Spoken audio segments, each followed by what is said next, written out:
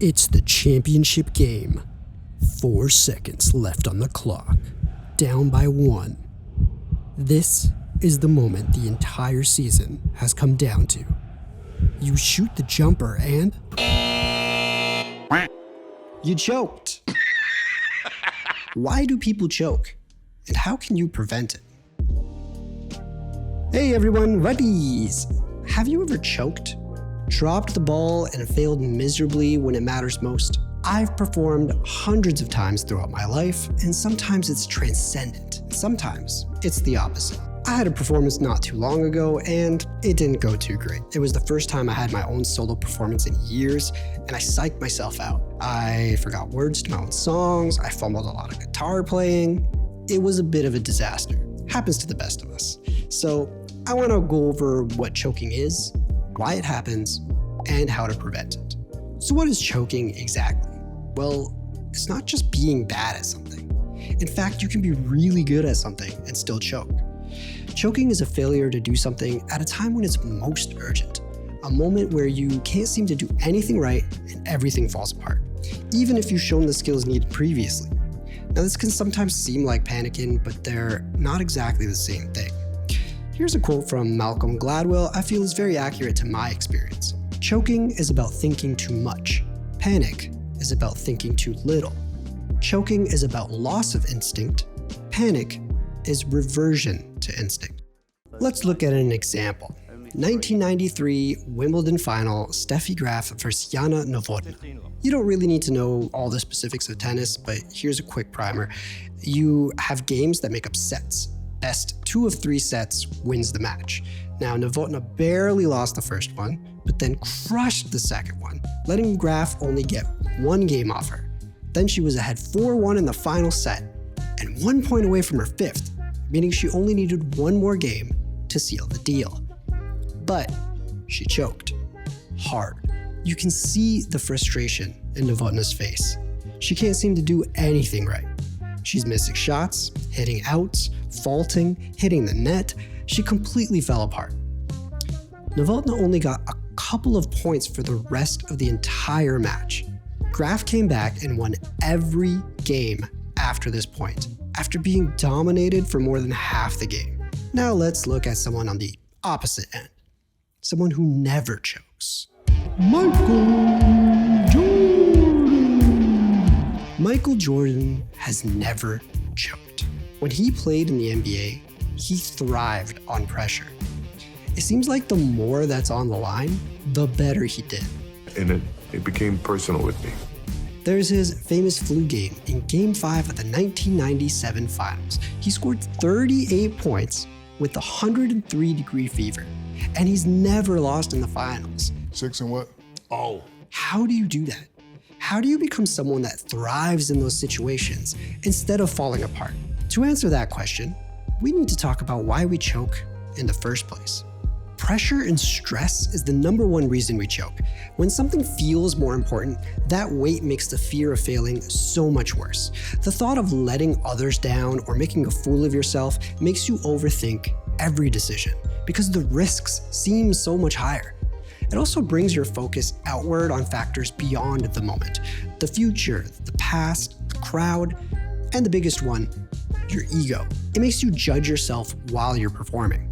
Whether it's positive or negative judgments, doesn't really matter. It still takes focus and energy away from the task at hand.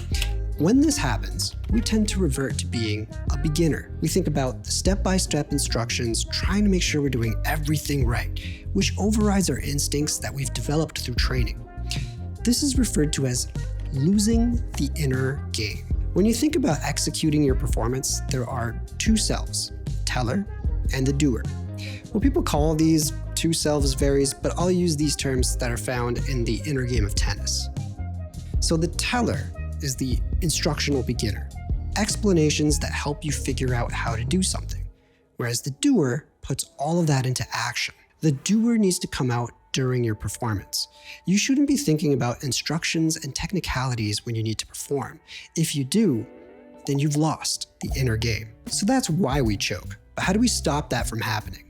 We have to counteract the reasons it happens. reduce or reframe the pressure and stress, let go of our ego, and do the work necessary for the doer to take charge. So let me ask you a question. Do you ever forget how to walk? No, but we learned how to walk. It wasn't something that we could just do right away. Walking is something we fail at over and over for many attempts. And your adults around you may guide and assist you in helping you develop that skill, but there isn't that much instruction, only slight adjustment to assist your learning.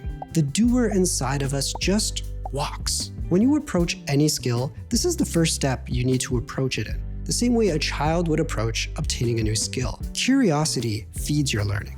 It drives your progress, and you figure things out on your own. Lots of attempts and lots of failure with someone, hopefully competent, only guiding you when you need that slight adjustment. So this brings me to proper teaching, because a good teacher can make or break it. A good teacher will guide you to your own conclusions, whereas bad teachers will criticize and judge you.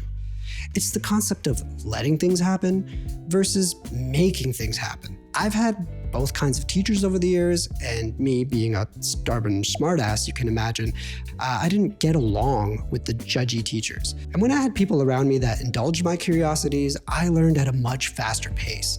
I was able to implement those skills without much conscious effort. There shouldn't be this idea of right versus wrong.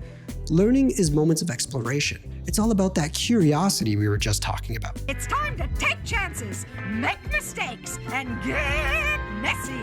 Being stuck to a strict rubric while you're trying to explore can be stifling and create fear at the moment you need those skills. Ooh, I better not stray behind the lines that were set for me when I was learning. Uh-oh, remember, I need to move my body in a certain way. Don't do that. I better do this. It's so unproductive to learn in that type of environment.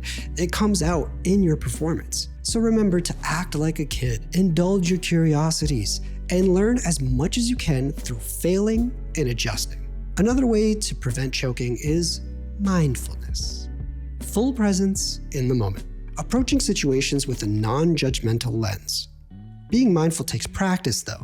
Thinking about only the thing you are doing inside of a moment can be difficult at first, and you will never be perfect at it, but you can get better at it. Being mindful is kind of like getting a stat buff in an RPG, or like when Goku goes Ultra Instinct. It helps everything by giving you focus. Living inside of a moment can be very difficult at first, especially in this day and age when access to the entire world is literally in the palm of your hand. You can get info from anywhere and talk to anyone at all times of the day and read all the memes, which is super cool, and I love it. I love memes, but it's also extremely distracting and mind-numbing if you don't use it properly. Being used to your mind constantly switching context is the exact opposite of focus. This is something you've heard from a million different sources, me included, but be on your phone less.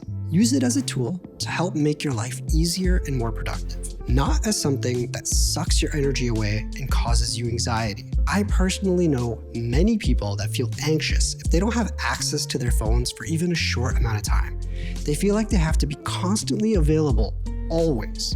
And that's a massive tug against being focused. Getting rid of that tension will help you be present, and being present will prevent you from getting inside your own head in these high-pressure situations. It will become easier to ignore distractions and let go of your ego.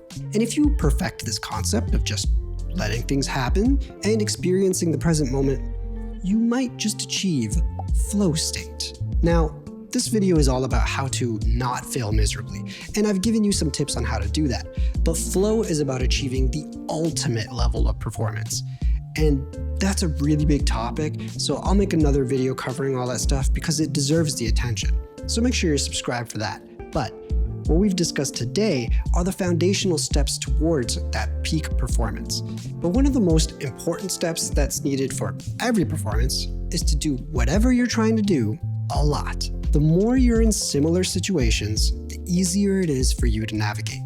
If you're into tennis, play as many matches as you can. If you're a musician, perform as often as you can.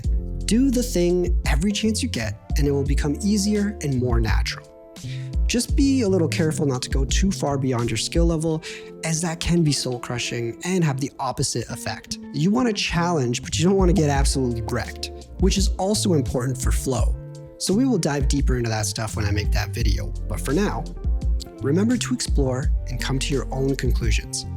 Be mindful and present. Release your judgment and gain as much experience as possible. Then maybe you won't ever choke again. I have an older video about dealing with stage fright. Although that's a little more specific about performing arts and fear, it still has some great stuff that can help in these choking situations. So have you ever choked? Dropped the ball? I definitely have, as you heard earlier, and I'd love to hear your stories about choking and any techniques you use to try and avoid it. I'm Faz. Thank you so much for watching. Have a great day, and remember to play.